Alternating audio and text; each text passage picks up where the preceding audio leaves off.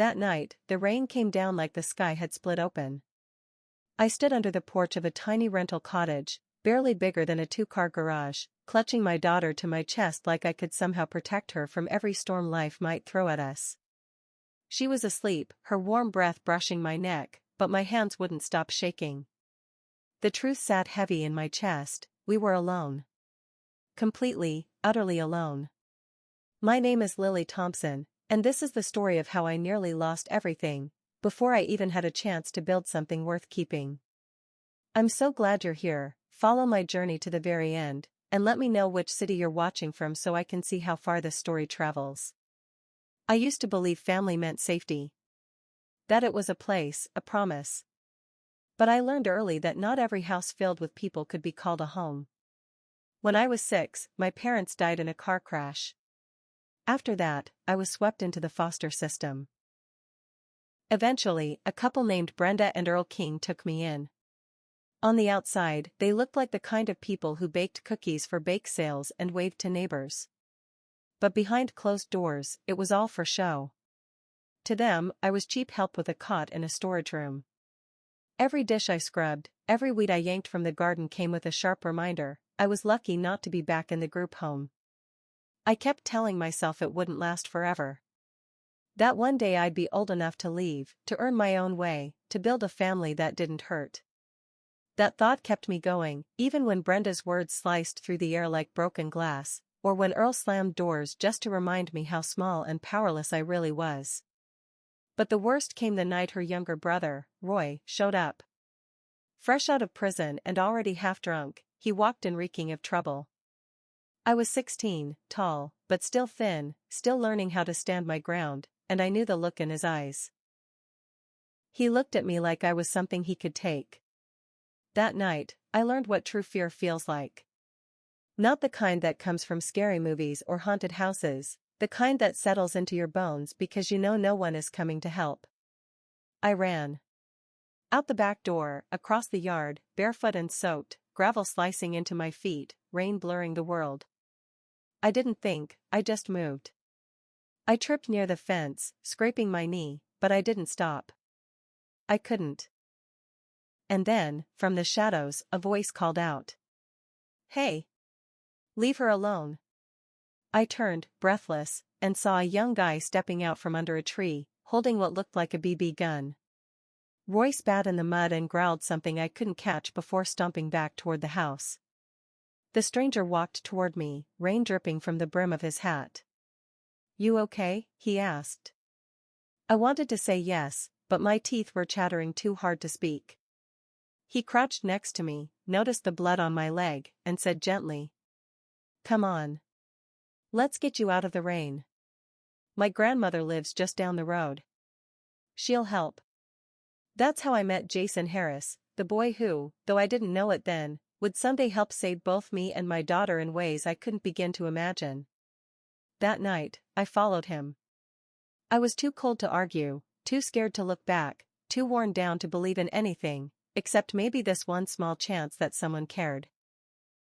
Jason's grandmother lived in a simple white house with green shutters and a porch swing that creaked in the wind. The moment we stepped inside, the scent of chamomile tea and fresh bread wrapped around me like a warm coat. For just a second, it felt like I'd stepped into a different world. One where no one yelled just to feel powerful, where doors weren't slammed in your face just to remind you of your place. "Jason, who's this?" a gentle voice called from the kitchen.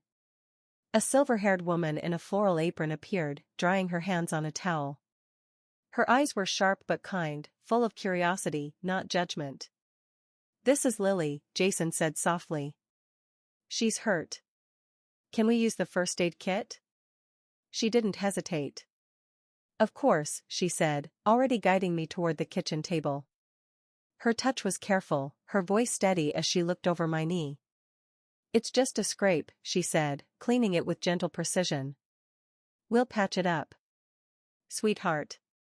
That word nearly undid me. It had been years since anyone had called me anything close to that. Jason crouched beside me, holding the antiseptic wipes with a quiet kind of focus. "Sorry if my uncle's pellet gun scared you," he said. I figured it'd be enough to make him back off. I shook my head. You didn't scare me. He did. My voice cracked, and I hated that it did. Jason didn't say much. He just nodded, like he understood more than I'd managed to say. Grandma Ruth poured me a mug of tea and slid it toward me. Here, drink this. You're freezing. I wrapped my hands around the cup and stared down at the steam rising from it, too afraid to meet anyone's eyes. Afraid that if I looked up, I'd break. Jason sat across from me. His voice was quiet, careful. You don't have to go back there tonight, he said. If it's not safe. Safe. The word felt strange, like it didn't belong in my mouth. Like it belonged in stories or faraway places, not in the life I'd been living. Not to someone like me. I don't have anywhere else to go, I murmured. Grandma Ruth leaned forward, her eyes soft but resolute. Sweetheart, you're not setting foot back in that house tonight. You'll stay here, we've got a guest room. Jason can take you to the social services office in the morning, if that's what you want. They need to hear what's been going on. Just the thought of returning to the king's house twisted my stomach. Roy's face flashed in my mind, those wild, angry eyes, filled with something I couldn't even bring myself to name. Okay, I said, barely louder than a breath. Jason gave a small smile, something warm flickering behind his eyes that I hadn't expected. You did the right thing. That night, I stayed in a little spare room that smelled faintly of lavender and old pine. Grandma Ruth brought in an extra quilt and fluffed the pillow like it was the most important job in the world. I lay in the darkness, listening to rain tapping the roof, and for the first time in what felt like forever, I didn't fall asleep scared. I fell asleep with something I didn't recognize at first, hope. What I didn't know then was that night would change everything. Meeting Jason and Grandma Ruth had quietly set something in motion. It would take time to grow, but the seed was planted. For the first time, I allowed myself to wonder if life could actually be different. The morning light in Grandma Ruth's house felt gentler than anywhere I'd been before. It carried a softness, a quiet promise. I woke to the smell of biscuits baking and fresh coffee drifting in from the kitchen. For a second, I forgot where I was. Then it all came back, the rain, Roy, running barefoot, Jason's voice telling me I'd be safe. When I stepped into the kitchen, Grandma Ruth was already setting plates on the table. Morning, sweetheart, she said with the kind of warmth that didn't feel forced. Sit down. Eat. You look like someone who hasn't had a real breakfast in far too long. She wasn't wrong.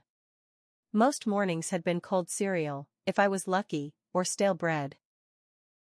I sat quietly as she served scrambled eggs, crisp bacon, and a biscuit still steaming hot enough to melt the butter. Jason came in a few minutes later, fresh from the chill outside, his hair damp from a quick shower. You sleep okay? He asked, glancing at me. I nodded. My throat tightened, but I managed to say, better than I have in years. After breakfast, Jason drove me to the social services office, the very place I had spent years avoiding after I left the group home. My hands trembled in my lap as we pulled into the parking lot. You don't have to do this if you're not ready, he said gently. I am, I whispered. I can't keep living like that. Inside, a caseworker named Ms. Barnes listened as I told my story, the constant chores, the shouting, the threats to send me back, and finally, the night Roy cornered me in my room. My voice wavered, but I didn't stop. Jason sat silently beside me, solid and calm, like a lighthouse in a storm. When I finished, Ms. Barnes let out a long breath and leaned back in her chair. You don't have to return to that home, Lily. We'll place you in a group residence until something more permanent opens up. Coming here today was brave. You did the right thing. Relief hit me so hard it nearly knocked the breath from my lungs. I'd been dreading the idea of going back, of seeing Roy's smirk, Brenda's ice-cold stare, and feeling like a ghost in a house that never wanted me. But now, I wouldn't have to. Outside, Jason walked me back to the car. You okay? He asked. I think so, I said, eyes fixed on the pavement. I don't know what comes next, but anything's better than where I was. He smiled and handed me a small folded slip of paper. My number. If you ever need anything, or just want to talk, call me. Seriously. That day, I returned to the group home, not as a scared girl trying to please her way into being accepted, but as someone making a choice for herself. The room I was given was small, shared with 2 other girls, but it was mine. No one yelled when I walked in. No one watched me like I didn't belong. That night, lying in a bed that didn't come with strings attached, I thought about Jason and Grandma Ruth. About how kindness, even when it's unfamiliar, can feel like the most natural thing in the world once you stop flinching. For the first time in years, I didn't cry myself to sleep. I closed my eyes, and a quiet thought took hold: maybe life didn't have to hurt so much. Maybe hope wasn't foolish. The group home was nothing like the King's house. It wasn't perfect, not by a long shot. There were strict rules, early curfews, barely any privacy. But it was fair. No one made me earn my place with endless chores. No one punished me for existing. I had a bed. 3 meals a day. And I was surrounded by other girls who understood what it meant to start over. My roommates were Jenna and Chloe. Jenna was my age, sharp-tongued, full of energy, and somehow always cracking a joke even when things were tough. Chloe was the younger one, quiet, reserved, always tucked away with a book in hand. Jenna, on the other hand, decided right away we were going to be friends, no matter how I felt about it. Truthfully, I didn't mind. There was something comforting about being around someone who didn't treat me like a problem that needed solving. Still, I kept my walls up. Years of being reminded that I should be grateful just to have a place to sleep had left their mark. I flinched when voices rose, even if they were just excited. I apologized too much. But little by little, the edges of my fear began to soften. Evenings, I started going to sewing class. Part of me just wanted to stay busy, but part of me loved it, the steady rhythm of the needle, the quiet focus. Turning scraps into something whole felt symbolic. Maybe, in some way, I could patch together the parts of myself too. Jason kept showing up, just like he said he would. Sometimes he brought cookies from Grandma Ruth, sometimes just his company. We'd sit out on the front steps and talk about his classes, his dreams of becoming a doctor. He wanted to heal people, inside and out. The way his eyes lit up when he spoke made me smile, in a way I hadn't in a long time. Even Grandma Ruth came by once. She pulled me into a hug so full of warmth it startled me. "You're family now, sweetheart," she said. And somehow, I believed her. After so many years feeling like I didn't belong anywhere, those words planted themselves deep in me. Of course, life wasn't suddenly perfect. Jenna had her own scars, and sometimes her sarcastic remarks about rich kids stung more than I let on. But I liked her. We'd whisper late into the night about what we wanted out of life. She dreamed of far-off places. I dreamed of something simpler, a quiet place of my own, and no reason to ever look back. For the first time, I began to picture a future. I wanted to finish school, learn a trade, something real that I could rely on, something that would mean I'd never have to count on people like Brenda and Earl again. Sewing became more than just a class. It became a goal. A step toward independence. A way to make something out of nothing. And slowly, I started to imagine what it might be like to have someone like Jason in my life, not just as a visitor on the porch, but something more. I didn't tell anyone. The idea felt too delicate, too unreal to say aloud. But deep down, I wasn't the same scared girl who had run barefoot through the rain. Now, I had a bed. I had friends. I had a dream. And for the first time in a long while, I felt steady on my feet, like maybe I was finally moving forward. It's strange how tiny moments can shift everything. For me, it was the way Jason smiled when he saw me waiting on the steps one cold afternoon. He held a paper bag, still warm in his hands. The smell of cinnamon reached me before he did. "Thought you could use something sweet," he said, passing it over. I laughed, not because it was funny, but because it felt like someone had thought of me just to be kind. Not out of pity. Not expecting anything back. That moment stirred something deep inside me, something I hadn't let myself feel in a long time. After that, we started spending more time together. He talked about college, anatomy labs, and long nights studying. He told me he wanted to be a heart doctor. Fixing hearts, he said one evening, swaying gently on the porch swing beside me. I guess I've always wanted to help people feel whole again. I wanted to tell him he already had, that every small kindness had started stitching the torn-up parts of me back together. But the words stuck in my throat.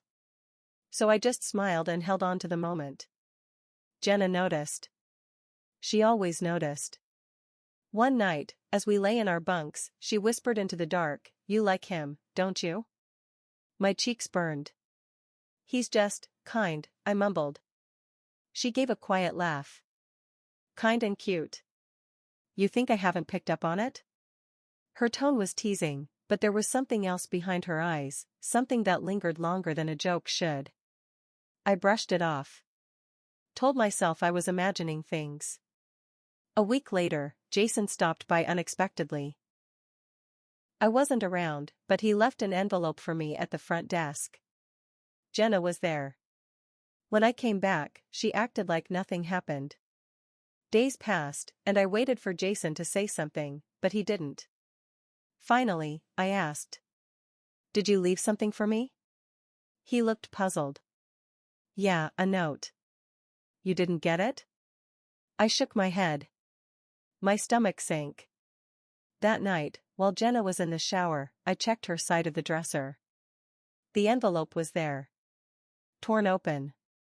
Inside was a short, gentle note. Had to leave for an internship abroad. I'll miss you. Call me when you can. My fingers trembled as I placed the note back where I found it. Jenna had read it, hidden it, and never said a word.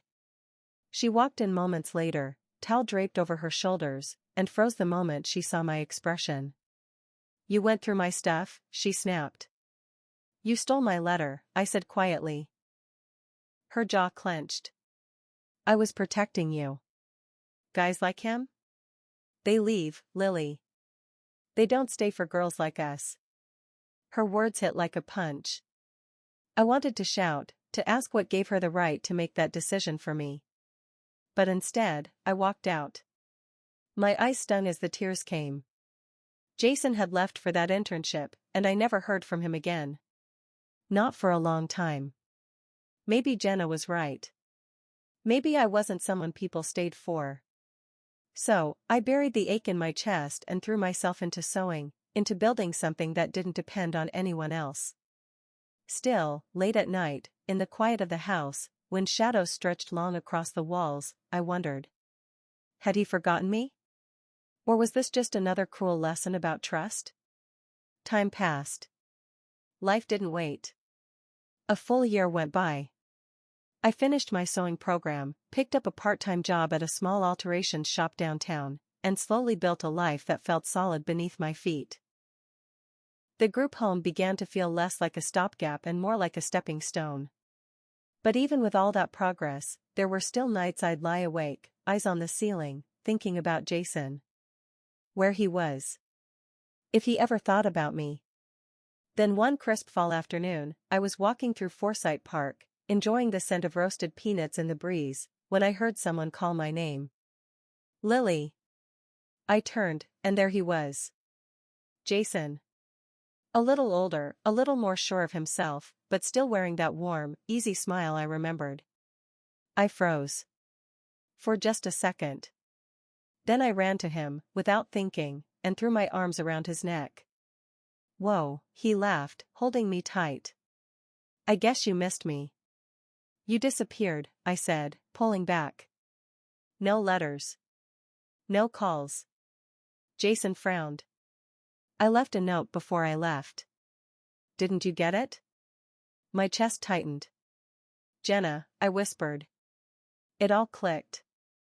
He shook his head, a wry smile on his face. "I thought something felt off. I kept waiting for you to reach out, but after a while, I figured maybe you didn't want to. We stood there, silent for a breath, until he took a deep inhale. I'm sorry, Lily. I should have made sure you knew what you meant to me. I swallowed hard. You meant. Jason smiled, soft, sincere, familiar. I thought about you every single day while I was gone. And now that I'm back, I'm not going anywhere. We spent the rest of the day walking through the park, catching up like no time had passed. He told me about his internship in New York, working alongside surgeons, watching lives change. It had cemented his dream of becoming a cardiologist. I want to heal hearts, he said, looking at me. In every sense of the word. Something fluttered deep in my chest. That evening, he drove me back to the group home. As the car idled outside, I hesitated with my hand on the door. Jason, why me? He looked at me like the answer was obvious. Because you're you. Strong, kind, beautiful. You've lived through things that would break most people, and you still care about others. How could I not fall for that? His words knocked the air from my lungs. For so long, I'd believed no one could see me as worth loving. And here he was, saying it like it was simple truth. We didn't kiss that night. We didn't have to. The way he brushed my hand before I stepped out was enough. Lying in bed that night, I realized something. For the first time, I wasn't just wishing for a better future. I was living it. When Jason told me he wanted me to meet his parents, my stomach flipped. Are you sure? I asked, wringing my hands. They don't even know who I am. They will, he said with a grin. And they'll love you just like I do. Just like I do. Those 4 words sat between us, warm and terrifying. No one had ever said that to me before. I nodded, hoping he was right, but nervous all the same. A week later, we drove out to his parents' place just outside Savannah. Their house was straight out of a movie, white pillars, sculpted hedges, and a porch wide enough to fit a crowd. I froze at the base of the steps, clutching my simple bag, suddenly painfully aware of my thrift store dress and worn-out shoes. Jason gave my hand a gentle squeeze. You look beautiful, he whispered, then guided me through the front door. His mother, Eleanor, was the first to greet us. Tall, poised, and radiating the kind of confidence that comes from always getting her way, she gave me a slow once-over. Her mouth tightened into a line. This is Lily? She asked. Yes, ma'am, I said, forcing a small smile. That was all she said before turning to Jason. Dinner's ready. We sat at a dining table long enough for 20, though only a few of the chairs were filled.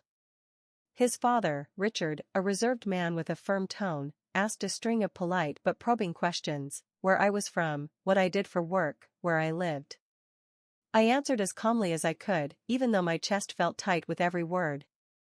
When I mentioned my background in sewing and alterations, Eleanor's brow arched. So, no college? She asked pointedly. No, ma'am, I replied softly. I completed a vocational program. I see. She set her wine glass down with a faint clink. Jason, could I speak to you privately? Jason shook his head. Whatever you have to say it here. Her gaze snapped to me, cold and hard.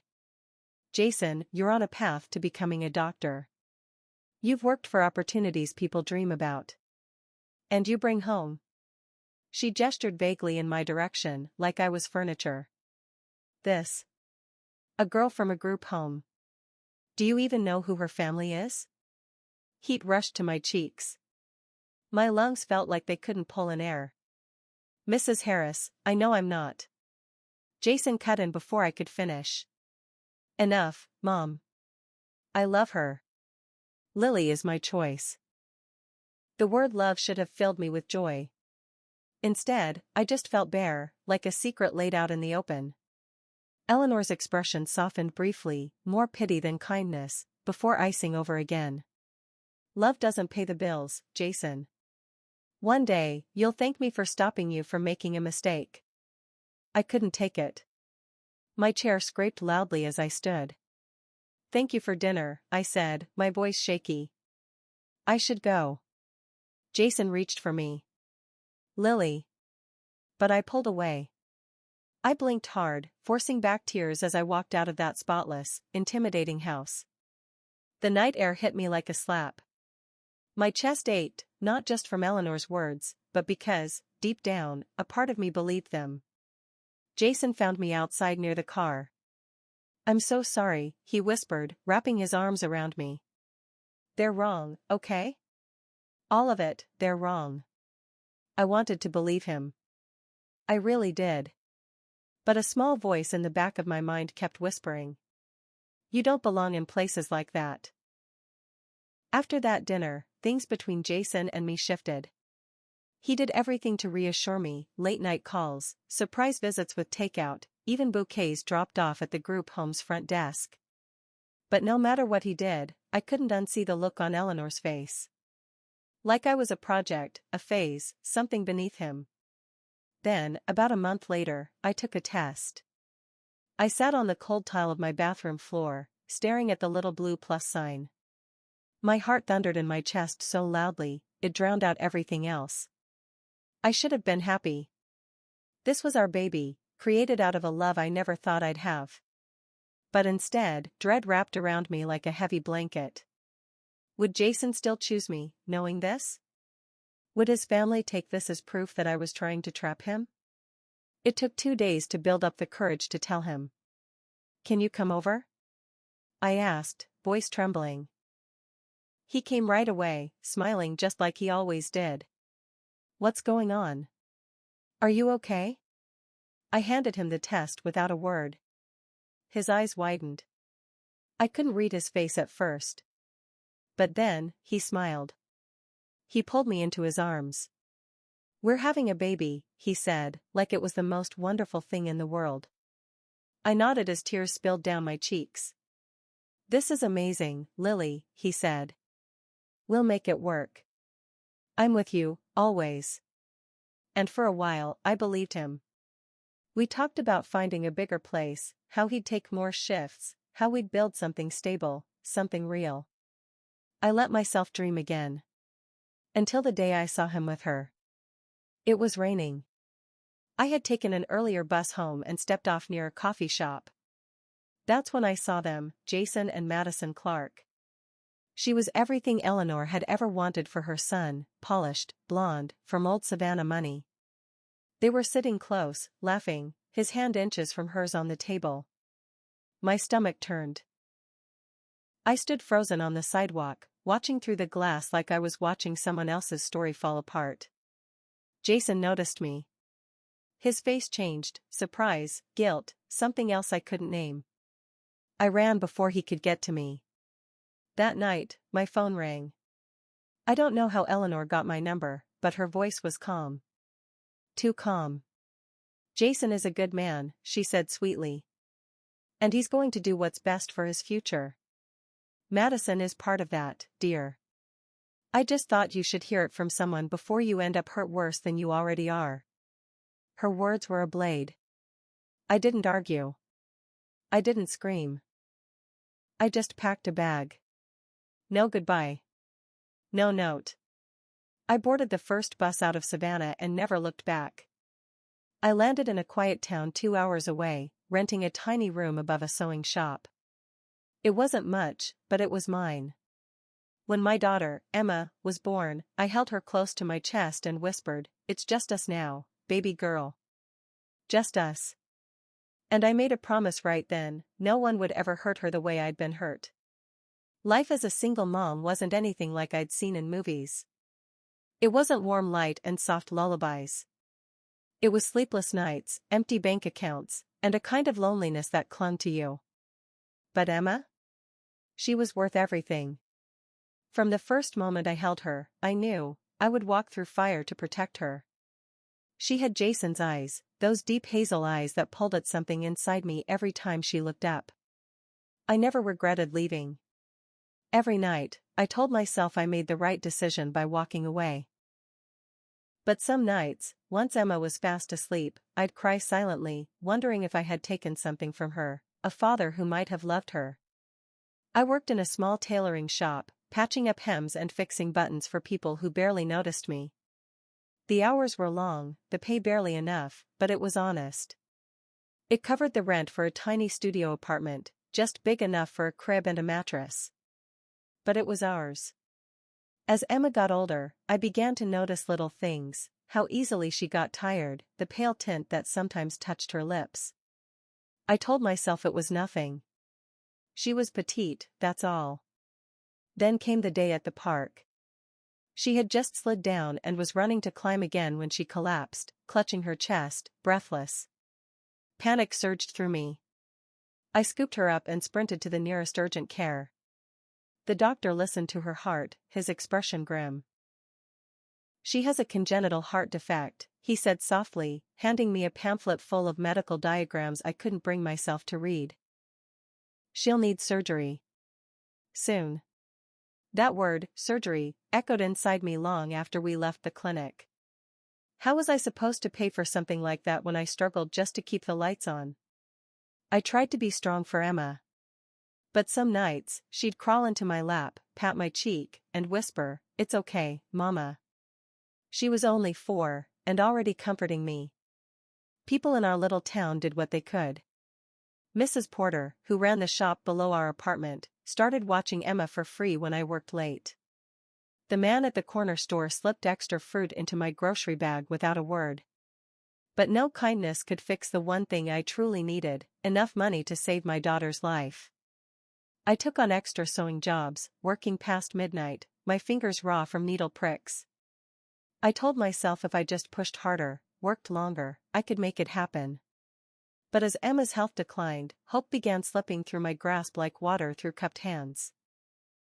One night, after another fainting spell, I sat on the cold kitchen floor, her small body curled in my lap.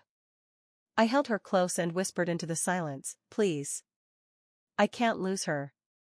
I can't." That night, for the first time in years, I prayed.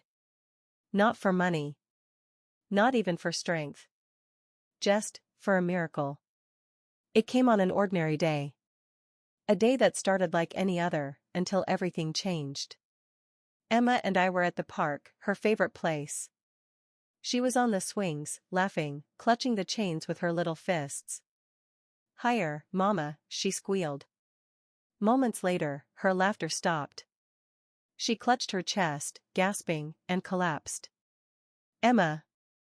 I rushed to her, screaming for help, my voice cracking. "Please! Somebody help!" A man ran toward us, a medical bag over his shoulder. He dropped to his knees beside us, already reaching for his equipment. "I'm a doctor," he said urgently. "Lay her down. Now." Hands shaking, I placed her on the grass. He checked her pulse, opened her airway, then muttered, "She's in arrhythmia." He worked quickly, attaching leads to her chest, moving with a calm precision born from experience. And then, he looked up. Hazel eyes. Familiar. Warm. "Jason?" I whispered, stunned. He froze, just for a moment. Recognition flickered in his face. "Lily." But there was no time. He turned his focus back to Emma, stabilizing her, guiding her breathing back to a steady rhythm. When her eyes fluttered open, weak but aware, I nearly collapsed from the relief. Jason lifted her carefully. "My clinic's 5 minutes away. I'll take her. Come." I slid into the back seat, holding Emma tightly, too shaken to speak. The clinic was bright, clean, new, and clearly thriving. His name was on the wall, Dr. Jason Harris, cardiology specialist. He examined Emma again, flipping through the hospital files I had kept. His face tightened. "She needs surgery soon," he said, voice low. "Without it, it's dangerous."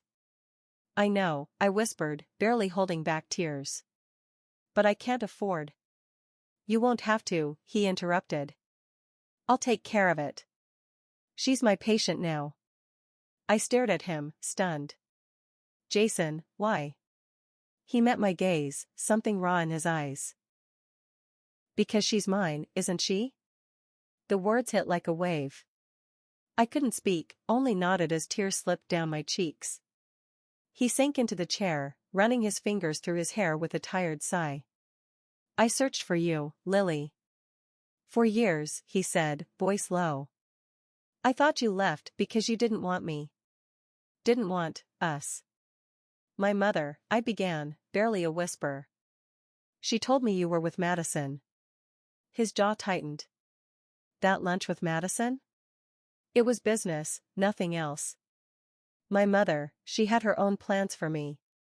I didn't know she reached out to you. If I had. The silence that followed was heavy, weighed down by all the years we'd missed.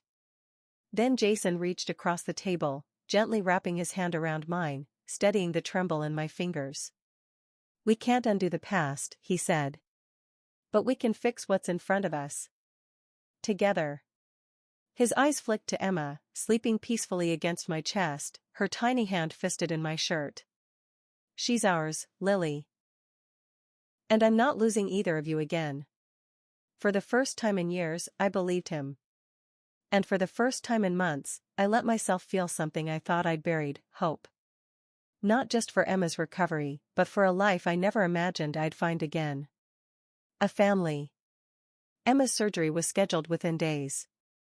Jason personally oversaw every part of her care. He was there before it started, there when she opened her eyes, never once leaving her side. Watching him, steady, compassionate, focused, I didn't just see the man I once loved.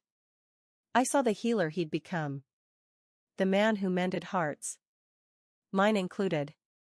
The morning of her operation, I sat in the waiting room with a coffee I didn't touch, my hands trembling around the cup. Jason, still in his scrubs, knelt beside me. She's going to be okay, he said, voice firm. I promise. I nodded, unable to speak through the tightness in my throat. The hours crawled by. I sat in that chair, reliving every moment of her little life, her first laugh, her chubby fingers patting my cheeks, the way she wrapped her arms around my neck when she was tired. The thought of losing her was unbearable. When Jason finally walked out, pulling off his cap, his eyes were damp. She's okay, he said. Everything went perfectly. Relief crashed over me. I buried my face in my hands and sobbed. Jason pulled me into his arms, holding me until I could breathe again. You're not alone anymore, he whispered. The days that followed felt like light pouring into a room that had been dark for too long. Jason moved us into his home while Emma healed.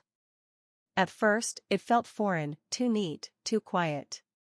A world away from our cramped apartment above the sewing shop. But he didn't treat us like guests. He treated us like we belonged. His grandma Ruth came by with soup and daffodils, pressing kisses to Emma's forehead and calling her my sunshine. For the first time, I saw what family could look like. One lazy afternoon, while Emma napped upstairs, Jason and I sat on the porch swing, the same one where everything once began. Lily, he said, voice gentle. I know we lost time we can't get back. And I can't change that. But I love you. I always have. Will you give us another shot? I didn't hesitate. Yes, Jason. I want that too. We were married 6 months later by the banks of the Savannah River. It wasn't extravagant, but it was perfect. Emma tossed flower petals with wild joy, Grandma Ruth wept through the entire ceremony, and even Jason's father came, standing in the back with quiet pride. His mother didn't attend. And for the first time, it didn't matter. Our new home wasn't a grand estate, it didn't need to be. It was warm and bright, with a garden Emma could run barefoot through. I planted roses by the fence, their scent filling the air each morning. Jason built her a swing set out back, and every evening he'd teach her to pump her legs higher, their laughter echoing through the yard. Sometimes I'd sit on the porch and just watch them, my heart so full it ached. I thought of that girl I used to be. The one who ran barefoot through the rain, convinced the world wouldn't miss her if she disappeared. She was gone now. In her place stood someone stronger. Someone who had built a life. A life of love. A life that mattered. It still isn't perfect. There are hard days. But now we face them together. I have a husband who cherishes me. A daughter who is joyful and thriving. A home that feels like it was waiting for us all along. Looking out at the roses swaying beneath the Georgia sun, I whispered into the breeze. So this is healing. And for the first time in forever, I truly believed it.